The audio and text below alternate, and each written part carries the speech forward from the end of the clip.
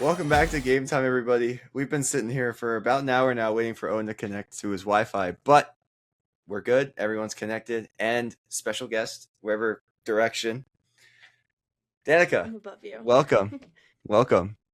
How are we Yes, doing? first summer show with you guys. I'm excited. Been a busy So, summer. yes, it's been a busy summer for all of us, and we are excited to get started. So, Owen, you take it away. Uh, that's like when you're playing hot potato with something. You know what I mean? It is. What is that? The teacher's walking around the room and you're looking at something you shouldn't on your phone, and they walk over, so you throw the phone to somebody else.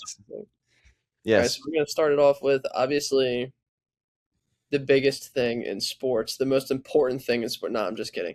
There's some storylines going around. The WNBA, that's right, the Yes. NBA's sister, its partner, its tax write-off. The WNBA is in the news for some unfortunate things. It's Sophie Cunningham, who started the original Buzz, plays for Yes. the Indiana Fever. For those that don't know, that is the team that Caitlin Clark plays for. We are big-time Caitlin Clark fans on this show, and so we couldn't not bring up her teammate. There are some comments worrying, and there are issues, but on this show, we like to keep it positive. We're giving you just the news, just the facts. We're not going to get super involved, Yep. but we just wanted everybody to know that there are definitely some articles being written. Sophie Cunningham needs a bold She's been in the news a lot lately. Yes. So yeah, the quote says she's a bold commissioner who wants the best for the players. It's this recent quote from this ESPN article, but I think what we're going to do is we're going to put that story out there for people to research it if they'd like. We're not going to go too crazy on it because here on Game Time, like I said, we don't want to talk about things that are too negative. I know Noah and I Of course. were talking about some of the Thursday morning lineup stuff. A couple athletes got into some trouble. Rashi Rice, the name rings a bell, and we didn't want to go too far into it, but people, want to hear about this stuff, especially for that example, if it has fantasy implications for people that are interested in the W and interested in any kind of fantasy basketball. We have to keep them updated. So please go ahead and do your research on what's going on there, because here it's all good vibes and we're rooting for the Phils and we're not rooting for the Rangers. No, it is. But yeah, we're gonna talk more about the MLB now. I think we're gonna segue into the MLB. Yeah. The Phillies are coming off a nice win tonight against the Marlins. Showed some good Game's bats over? series, right? I know there was a Flo Rida concert. Danica's upset that she didn't get to make it, but Phillies I went to celebrated the with game Flo the Rida night with a win. before. Oh, I okay, missed so it by a day. Missed it by a day. you got to see a little bit of Phillies baseball. 2 hits tonight for Sure Garrett did. Stubbs. I was calling for something from the catcher position. There's been a lot of ups and downs for the Phillies this season. We're in a slight uptick at the moment, but we were lacking in hitting from our big names, Trey, Bryce, even Schwarber at times. JT has not been the guy. So other names have had to step up. Marcus Hayes called upon Bohm in that article, and then he delivered. And also, I said Stubbs today, Stott has been hot. So good things are looking up for the Phillies. That's some positive news for the people. For sure. Took a series win at home, swept the Marlins out. Looking to face the Cardinals coming up this weekend. I will be there Friday night for Kyle Schwarber bobblehead night. I want to talk a little bit about Fun. Kyle Schwarber though. Had a Oh. great night tonight. I don't know if you guys saw the play, but he had a nice little swim trick move, kind of avoided the tag at home, was safe. Not the fastest base runner in the MLB, but definitely the smartest base runner in my opinion. I High like praise for the seeing him. taco man. Yeah, I like seeing him at the top of the lineup here. I want to ask your opinion though, Owen, on this Luis Arise moving Stott, who Oh yeah. has this Golden Glove contention going over to the third. Smart move or not? Should we have seen Turner go into the outfield? Well, I'll be honest. I was super excited with the Arise acquisition because I dubbed him the modern day Ted Williams a couple years ago, and You have said that, yeah. He's done nothing but lived up to it ever since. The guy bats .330 in an era where pitchers are throwing 100-mile-an-hour sinkers into the 6th inning. So he should be praised. People get on his case because he's a single merchant, they call him. How many singles have you hit, layman? Please go face Jacob Mizorowski. So I'm super excited with the Luis Arias move. It has shifted things around in the infield. When you have gloves like Bryson Stott and Trey Turner, you can put them anywhere. I get up in arms about guys not hitting, not so much about the field. Are we one of the worst fielding teams? Stats say yes. Glaringly yes. The last couple of years. Trey Turner, I want to throw a stat out. Has 18 errors on the season. Yes. One of the worst fielding percentages in baseball. But he also had 18 Gold Gloves with the Dodgers. So it's like we know he has the talent. He just has to show up. So the move has proven interesting, but I'm super happy with Stott over at third. I mean, he's done very well. Out of the air. Yeah. It's just sad to see. If I had to compare Bryson Stott at second base to any other baseball player, he has the skill of Chase Utley, in my opinion. He has that range. He's quick on his feet. He's light on his feet. I think his baseball IQ, as he gets older, has matured and he's been a lot better. And seeing that shift to third base, I would just like to see him, continue to grow, be that mature player, but we won't see as much range anymore. And I feel like you're kind of taking the glove out of his hand at that point. We always say you're taking the bat out of his hand, but when you have someone that's that good defensively, it's kind of sad to see as a Phils fan that you're so willing to, let Trey Turner go off scotch-free pretty much because he's supposed to be one of our, stars on the team per se. He gets paid a lot of money, and because of that, yes, maybe he gets away with some things. Who knows? Look, I think because Bryce Harper wanted him on our team. That's essentially why. Because Bryce Harper pretty much controls the whole Phillies organization, whether we like it or not. Bryce Harper, FanDuel's finest employee. I would argue that third basemen have just as much range as a middle infielder, just because of how fast they have to react. I don't mean velocity-wise. I mean just how much field he actually covers. I get that, but you still have to be quick on your feet. You still have to react even faster on the corner in both directions. So I feel like if anything, it'll just benefit him if he ever goes back to the middle of the field, because then he'll have even more time to go get the ball. I don't know. Just a thought. Then one last thing I want to bring back up offensively for the Phillies, Owen, is Justin Crawford. Yes. Very, very good defensively. Another guy can cover a lot of outfield. Super fast. Can't lay down a bunt. I remember you complaining about this. Yes. Yeah.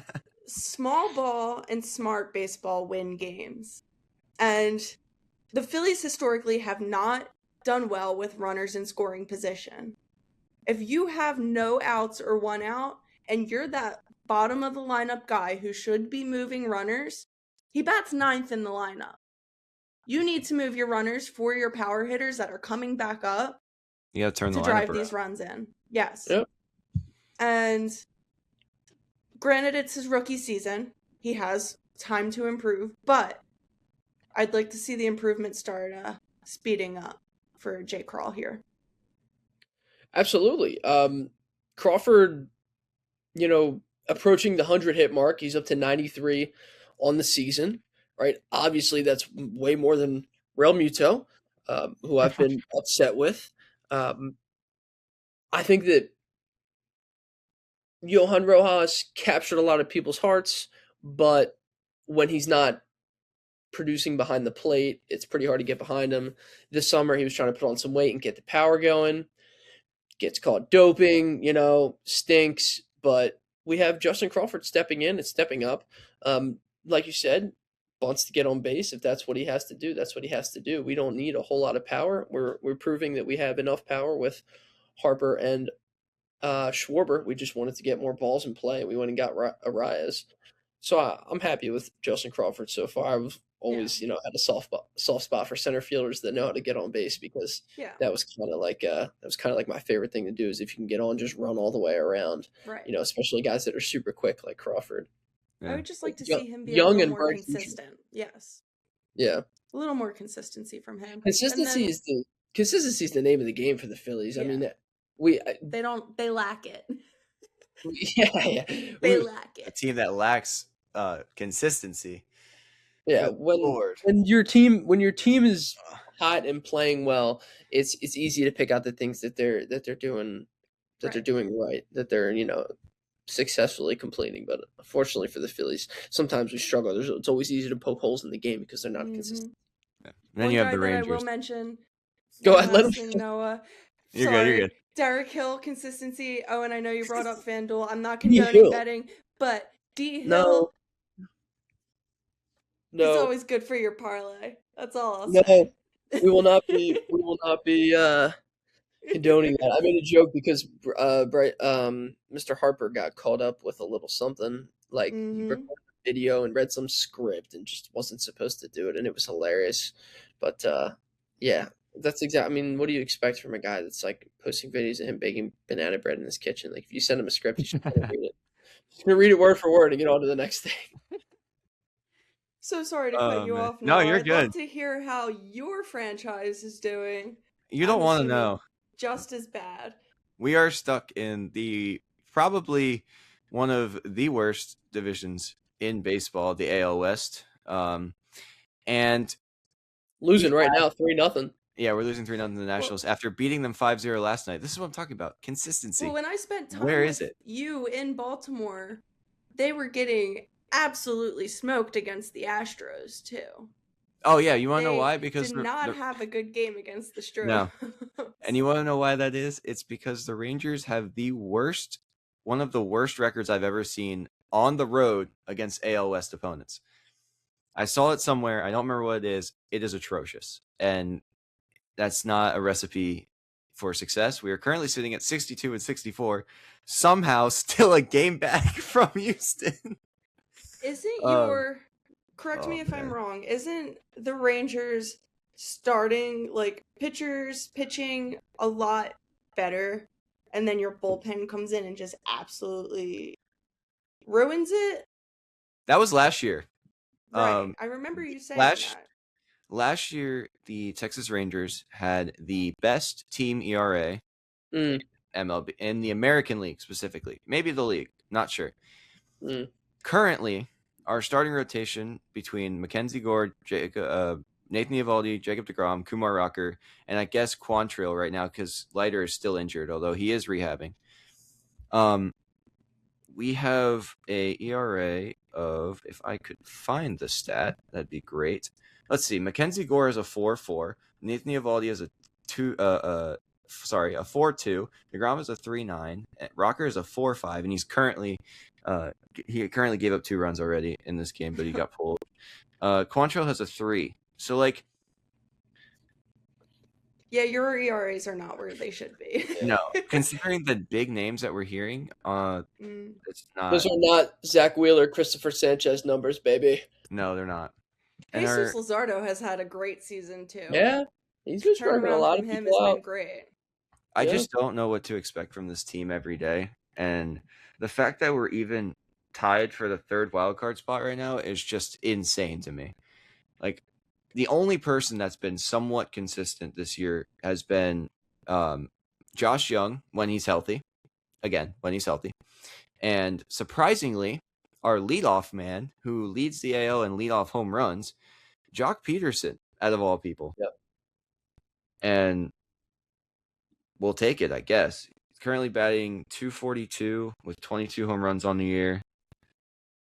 It's taken a huge step up from last year. And, I mean, I'll take it, but, I mean, this team is going to make me have gray hairs, I swear. I don't know what to expect from this team, and it's just, oh, God. Yeah. And Corey Seager's been hurt. DeGrom's coming back from injury. It's just it's a whole mess. It's a whole mess over there. But I don't really. It doesn't matter to me because it's NFL season, and all I care about are my But boys. Brandon So, Nimmo. But Brandon Nimmo. I don't even know how Nimmo's doing, honestly. Nimmo's pretty good. He's leading the team in hits this year. Yeah. So, there's been consistency. Ezekiel Duran's having a career season.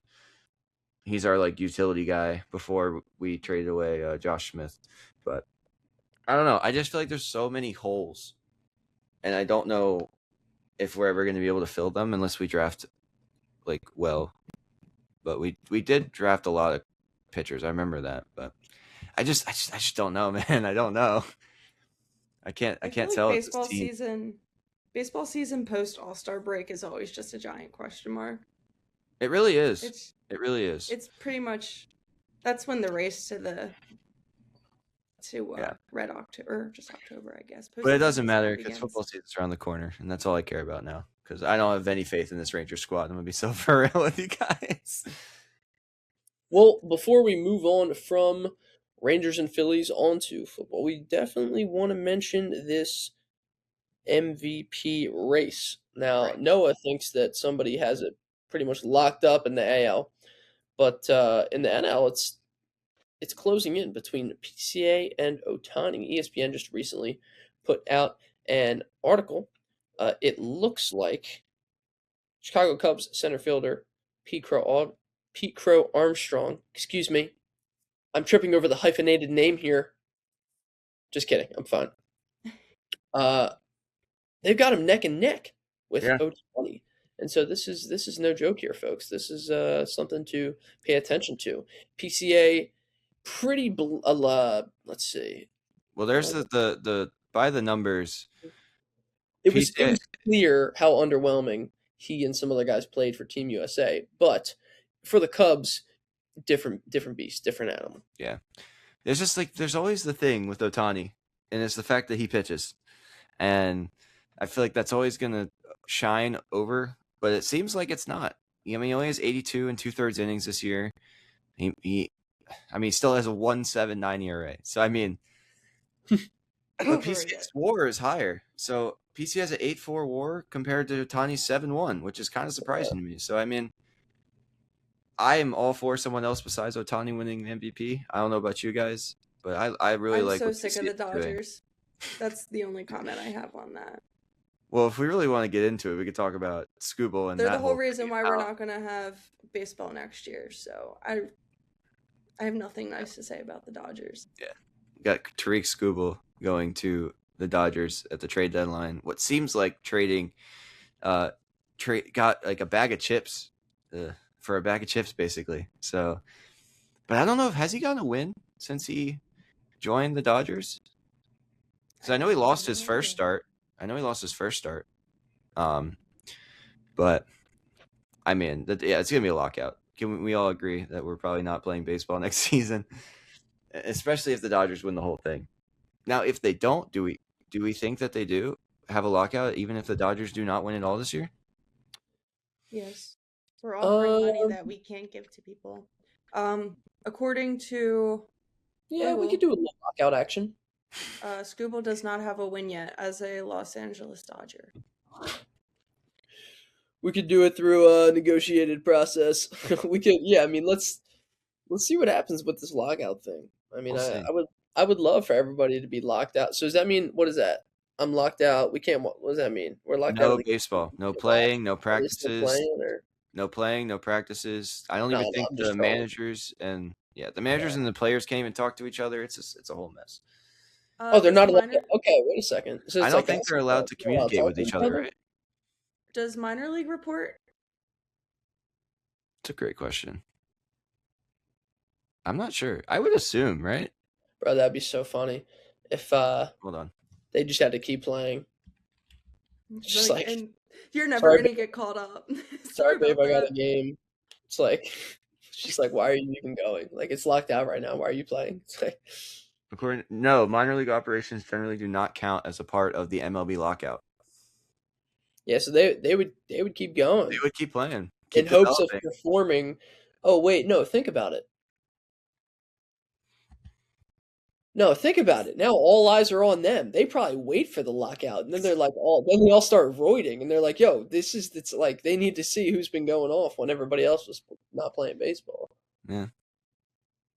But Yeah. if there's one person that I do want to talk about real quick before we move on, if you guys want, is Mizorowski. This guy, Miz. the Miz is disgusting. And he is, 105 fastball in like the 7th inning or something. Like this, he recently had an outing where he went the complete game on like 94 pitches with like 15 strikeouts. He is, I mean, he's throwing 103 in the 9th inning, guys. Like this is just unheard of. Do we think that this lasts? Like, we see. Well, no, I mean, we see. But listen, but like we see pitchers throw this hard. Starting pitchers like this, we're throwing this hard and having this much success, but it causes a lot of wear on their arm. The only benefit for him is he's taller, but like, how long is this going to last for?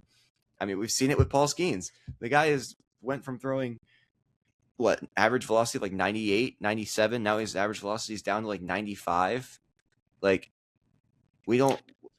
Yeah, he also stinks this year. I think. Well, Skeens maybe doesn't stink. Skeens needs to figure some things out. Back to the Miz though. I think the Miz at a whopping 6'7", 200 pounds. You and I have talked about this before. I think that his arm slowly over time will turn into a piece of angel hair pasta. There's not much he can do about it. He'll try his best.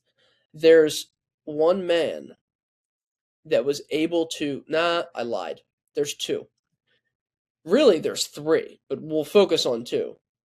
Make your decision here. Make up your mind. That have been able to withstand both Father Time and Mother Nature, okay, in the game of baseball, on the mound at stature and throwing heat. Their names being Nolan Ryan and Justin Verlander. Now, you need to have a long career to match that level of stardom at the top of the league. I mean, they're in the top 4 pitching Mount Rushmore for every season that they were in the league. Yeah. If Miz wants to have that kind of effect and that kind of longevity, maybe he tones it back a little bit and he dials in a couple of his pitches. But yeah, throwing that hard, even if he's built for it, I don't think it'll last. DeGrom threw really hard. People forget DeGrom was supposed to be like the second coming. Yeah. And he threw ridiculously hard, and he has been riddled with injuries. We haven't got to see him rise to Nolan Ryan or Verlander level. And so, it's difficult for a pitcher to not just have longevity. Like the curveball from the Dodgers was Clayton Kershaw, ridiculous longevity, but completely different style of pitching, right? A lot of off speed. This fastball stuff, it almost never lasts. Junk baller.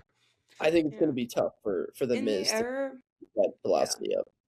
In the era of pitch clock, like you mentioned, and, just all these rules and changes that have been happening in baseball, we've seen starting pitchers not have super long outings, and they've cut back for their health, whether that be because of Tommy John's shoulder, whatever. Definitely, like you said, he's going to need to dial back if he wants to basically maintain the speed and velo that he has for the longest amount of time, for sure. I think we've seen a lot more pitchers, especially with this pitch clock being introduced however many years ago. Has it been 2 years already? 2-3 years?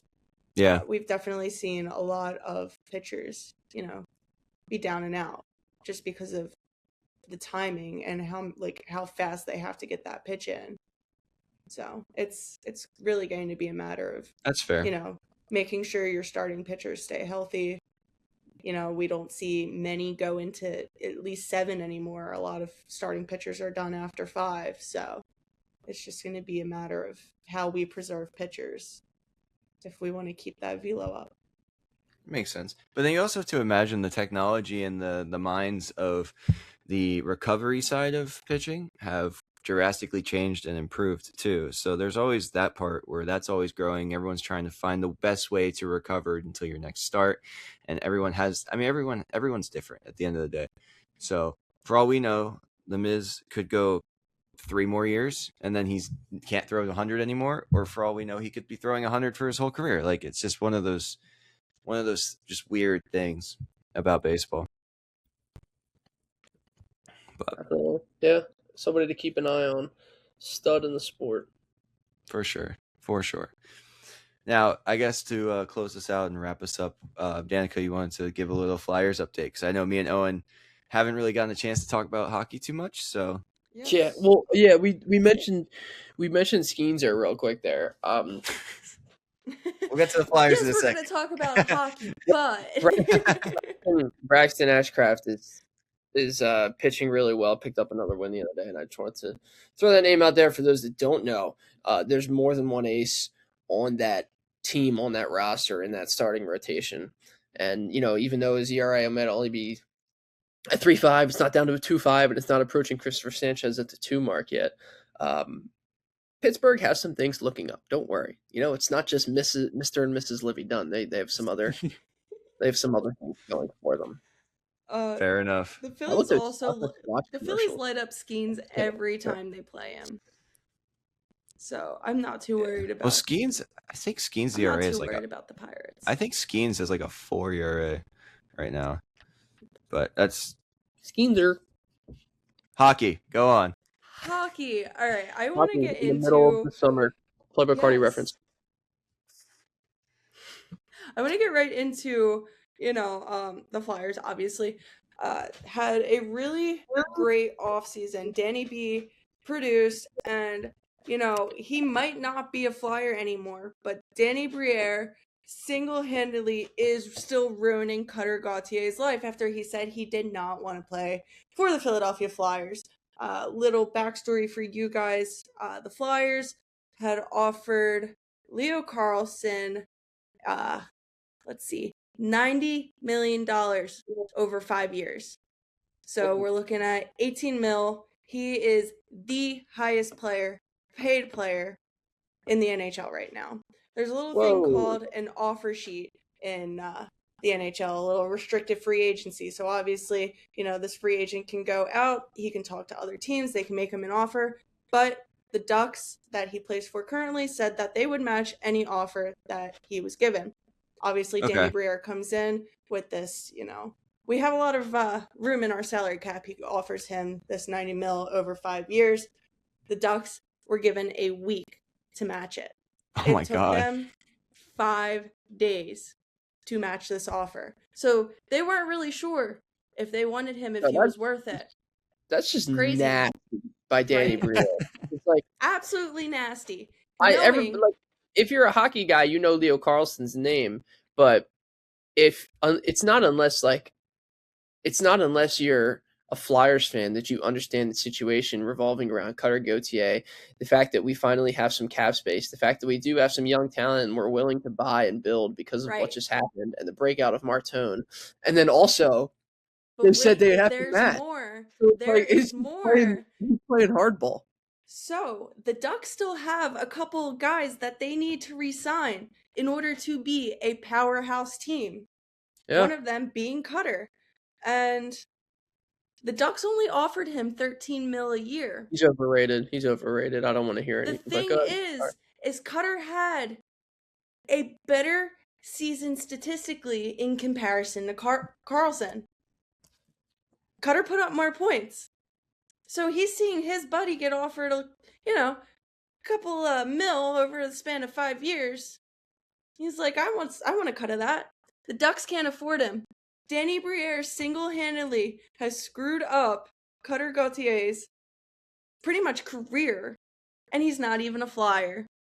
That's crazy. Right?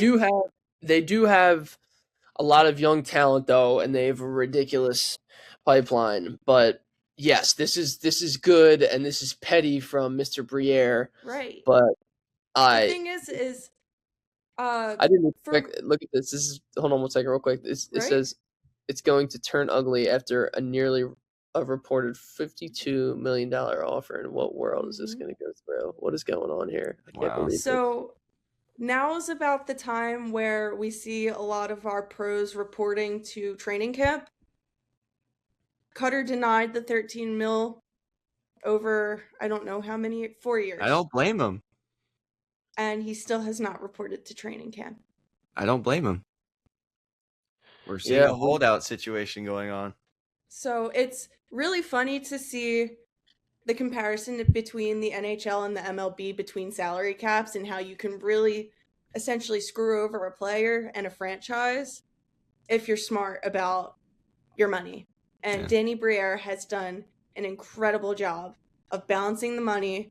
And even though we didn't get Leo Carlsson, who would have been, a really great center, we don't really have that center force right now. I would take the pettiness over the Ducks any day, because at the end of the day, Jamie Drysdale is still better. And we still have Trevor Zegras. He re-signed with the Flyers, guys. So that is something I am super excited for this upcoming season. True. We have youth, and more importantly, we have speed, and we have some skill and some stick handling. And things are looking up for the Flyers. Now, it's not just Martone, and obviously Matvei Michkov was frustrating at times in, the back half in some of those playoff games. But he also had some good shifts where he was putting in the work and chasing after the puck and knocking into guys. So you can't question the heart. Another name that I'm going to throw out there that, as a Flyers girl, you may be well aware of, but the other people, maybe not so much. Jack Nesbitt was recently named in the Athletics up-and-coming prospects for this NHL season. One of the writers put out a big-time list, some of the best guys, 22 years old or younger. Nesbitt made the list. He's top 50 even. So, it's not just 4 Flyers on that list. It's 3 of them in the top 50.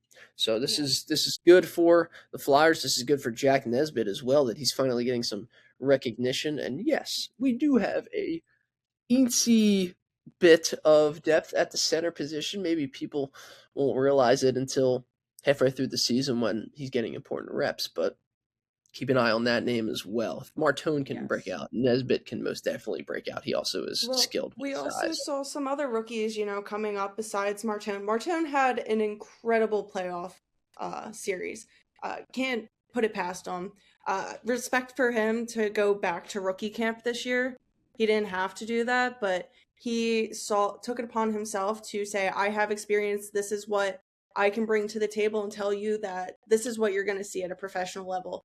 So the fact that he was able to still see himself as a rookie and bring that slight knowledge, I'm really excited to see him fully develop. But we're also looking at Denver Barkey and Alex Bump, who had really great seasons for the small tenure that they had. And another name I want to throw out is Jet Lachenko. If we get to see him come up and play, he's going to be incredibly good this season. Yeah, I was happy with the Lachenko pick as well. And I'm glad you just mentioned Alex Bump, because Denver Barkey is an easy name to remember. A lot of people know Denver Barkey, and they saw the work that he was putting in. But Bump out of nowhere with the goal. Did he get 2? Did he get 2 goals in the playoffs, or was it just the one? I know for sure he had 1. I'm not too sure. He might have snagged. Yeah, I don't think he did snag another one. We would have remembered for sure. But I must be remembering a big time shot on goal or something that he had then. So it's good, encouraging signs. It was really nice to. I didn't mean to cut you off, but no, it's okay. I was going to ask Noah something. Good. These rookies, come in during a playoff run.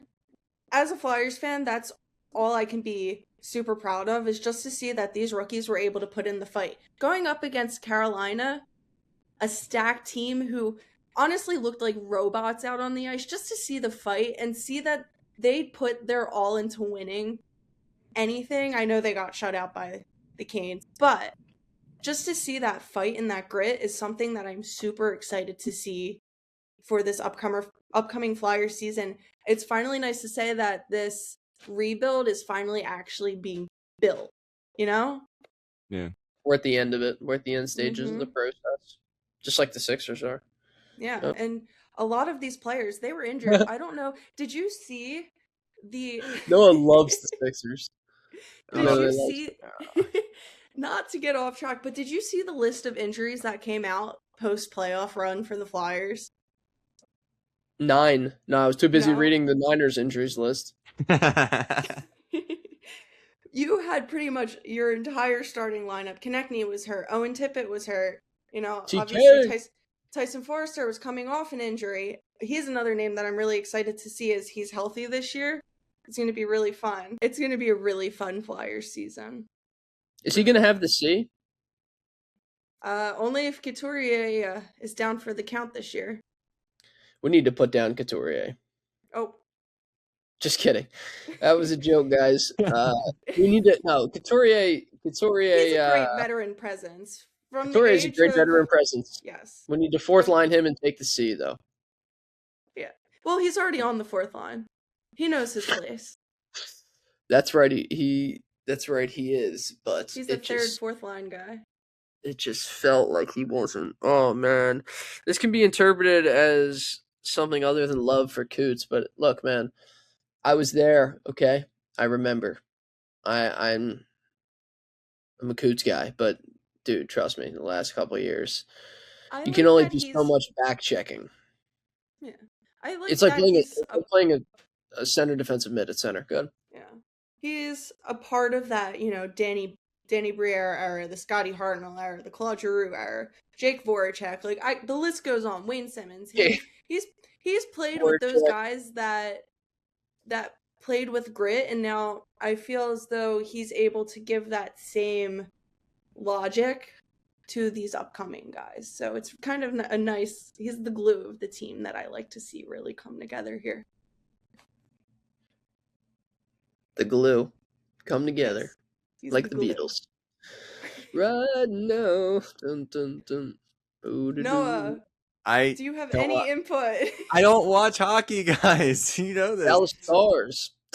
I don't pay attention to hockey like you guys. Queen team. Noah likes the Queen team. So I just let you guys yap. That's fine. It was cool. It's cool. Don't worry about me. We're gonna get you out to a hockey game this year. I would love to. I would love to watch a hockey game. I always enjoy watching it. It's just I never could get into it. I don't know. Yeah, we're gonna convert you to the orange and black. Yeah, that's not the thing. We haven't got him in the Eagles yet. We haven't got him in the Eagles green yet. That will never happen. That'll never happen. Bro from Maryland, roots for a Texas team, goes to school in Philly. Sister goes to school in Philly. Make it make sense. My dad was born in Texas. That's how it makes sense. Born in Texas? Yes, born in Texas. Not from. Bro was born there and then got out as soon as possible and got his kids. Born and partially raised. So. All right. Well, we gotta figure out a way to make this Cowboys fan into an Eagles fan, because unfortunately there are no Cowboys. There are no Cowboys facilities in this area. This is all Eagles stuff. Yeah, but you still see fans around. Yeah, they do. You'll always find them. You'll always find them. There was some in Maryland, bro. I was down in Maryland for There's a ton in Maryland for fishing, and I was surprised. Yeah, it's weird. Huh. We are America's team. What can I say?